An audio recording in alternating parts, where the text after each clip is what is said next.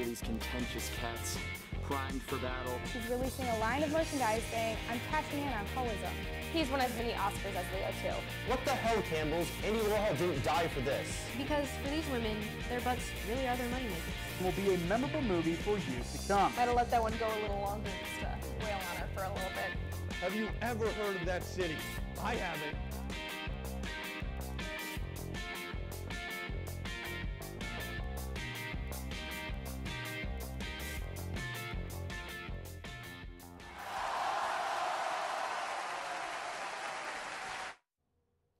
Good evening. I'm your host, Andreas Haffar. Glad to have you with us. My tag team partner, Laurel Feakes, will be joining us later, but she's probably preparing for for our title bout with the Cyclone Insiders. Tag team champions, Logan Murata, Han Wong. You guys don't stand a chance. Believe me. Now, Ames tonight may be a satirical comedy and entertainment show, but we're going to start the show off a little differently this evening.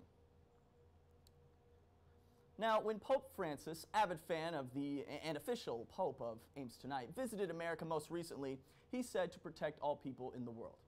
And President Obama, also big fan, recently mentioned this as well.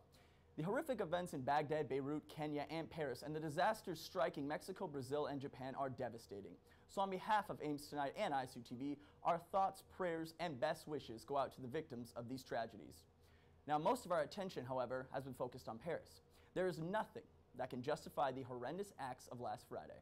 Now, I was watching the France v. Germany game in the Stade de France from my computer here at Iowa State. Yeah, go figure. I was watching soccer, whatever.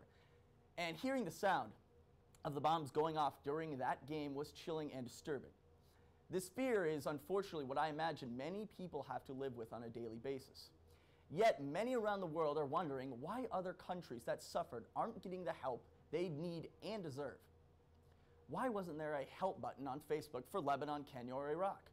I didn't see a Facebook option to make my profile picture Japanese, Kenyan, Iraqi, Mexican, Brazilian, or Lebanese flags. Neither did we see flag colors on famous buildings across the globe. To say the media handled it poorly would be generous. To say that this isn't the first time would be all too true. All lives matter, do they not? Shortly after the incidents, the Huffington Post shared a viral poem written by Karuna Azara Parikh, a blogger from New Delhi, India, and it has become an internet sensation. If you haven't read it, read it. She starts by saying, "This is not Paris we should be praying for, it is the world." Now she continues by saying, to say a prayer for Paris by all means, but pray more for the world that does not have a prayer, for those who no longer have a home to defend. A very strong message sent there. Too many innocent people are losing their lives. Now, as a result of the occurrences, this has hindered the progress of the ongoing Syrian refugee crisis. Now, according to CNN, last night and this morning, 27 governors, that's more than half the nation, good math, say that they won't allow Syrian refugees into their country after last week's attacks, including Robert J. Bentley, Alabama's governor, and governor of Iowa, Terry Brand Stash. It's this kind of chaos that clouds us from what's really important. While Americans worry about foreign attacks, gun control issues, and internal conflict have continued to plague our country, yet we still worry about outside threats? Although it goes without saying, I don't want to generalize and say that this reflects American popular opinion, but leaders of our state seem to be portraying us as negatively as others in the world would believe. Now, anti-Muslim and anti-Syrian campaigns are being launched now, as some people see them as the cause of the events in Paris. Now, the Syrian refugees now need your help most. And hold on, let me check. Oh, wait, these guys that plan the attacks, ISIL, these Syrian refugees are running exactly from that. So, the same people behind those terrorist attacks, exact same people. Now, it has been foreshadowed that in Lebanon, Muslims were also killed too. Muslims are being persecuted more and more every day. Now, the French have taken to Twitter, starting the trending hashtag Muslims are not terrorists tweet, thus identifying the difference between Islam and what ISIL stands for. They're not the same thing.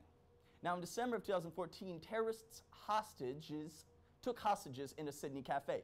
Now, Muslims feared the backlash of Islamophobia.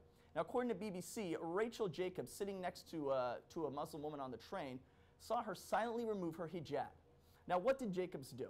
She ran after her when they got off the train and told her to put it back on, saying she would walk with her.